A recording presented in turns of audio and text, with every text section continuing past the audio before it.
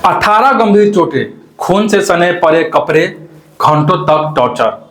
तमिलनाडु के अथानकुलम की वो खौफनाक कहानी जिसने पूरे देश की रूह कपा दी थी, आज अपने अंतिम अंजाम तक पहुंच गई है।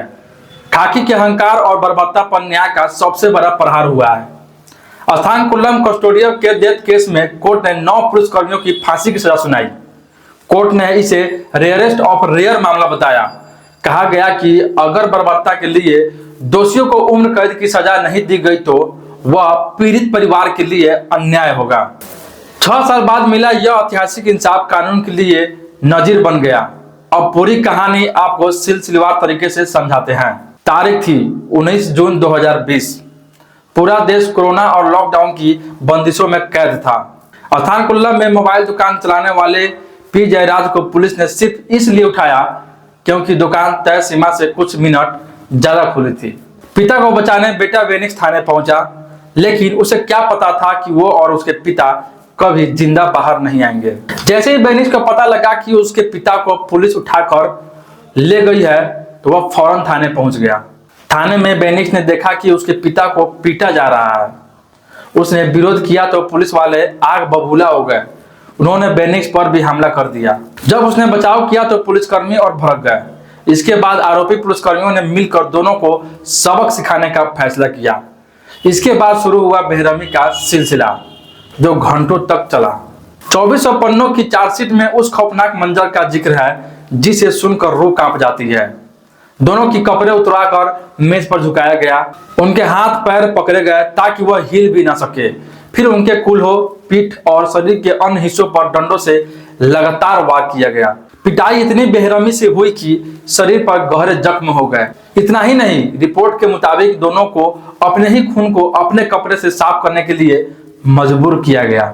यही नहीं, रिपोर्ट में दोनों के शरीर पर 18 गंभीर चोटों का जिक्र किया गया।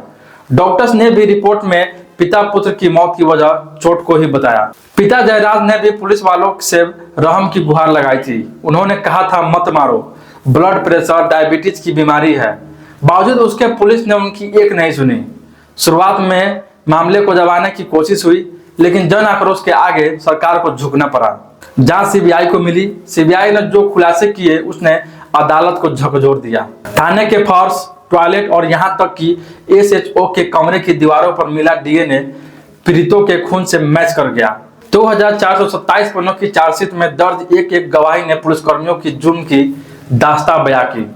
इंस्पेक्टर श्रीधर और सब इंस्पेक्टर रघु गणेश की अगुवाई में कानून को रखवाले ही भक्षक बन चुके थे। मदुरई की पहली additional district and session court में जज जी मुथुकुमारन ने इस मामले को रेयरेस्ट ऑफ रेयर यानी कि दुर्लभ से दुर्लभतम माना है। कोर्ट ने कहा कि अगर वर्दी की आड़ में ऐसी क्रूरता करने वालों को कड़ी सजा नहीं मिली तो समाज का कानून से भरोसा ही उठ जाएगा।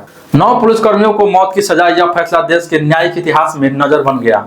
एक आरोपी की मौत ट्रायल के दौरान हो गई थी, लेकिन बाकी 9 के लिए अब फंदा तैयार है।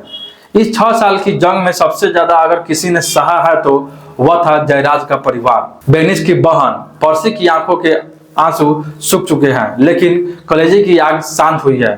पीड़ित परिवार के मुताबिक यह सिर्फ परिवार की जीत नहीं बल्कि हर उस इंसान की जीत है जो वर्दी के जुर्म के खिलाफ खड़ा होता है। अथानकुलम कांड ने व्यवस्था पर जो दाग लगाया था उसे कोर्ट के इस फैसले ने धोने की कोशिश की है। यह फैसला संदेश है कि लोकतंत्र में खाकी सेवा के लिए है, सितम के लिए नहीं। कानून से ऊपर कोई नहीं है, चाहे वो वर्दी में ही क्यों ना हो।